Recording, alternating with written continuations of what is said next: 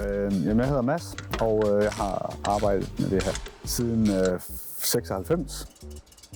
Den generelle interesse er nok omkring det mekaniske, og det der, det starter ikke. Det er sådan det der med, at man får ting til at køre, ting til at lykkes, ting til at fungere.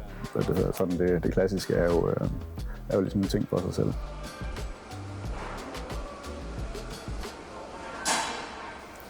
De ældre biler, det er nostalgien ved dem.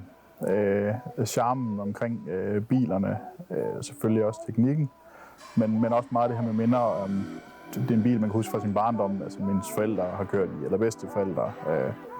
Det er sådan en af de ting, der vækker noget i mig i hvert fald. Det er nostalgien omkring dem og teknikken.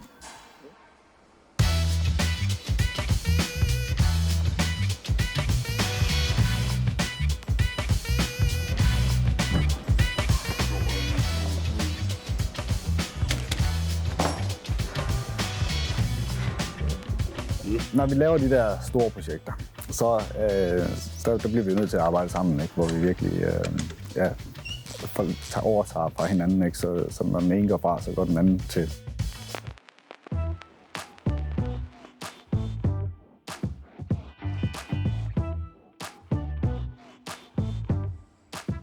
Ja, altså det er ingen hemmelighed, at det er ligesom Porsche, vi har interesseret os for de sidste mange år. I princippet findes der ikke noget, vi ikke kan lave.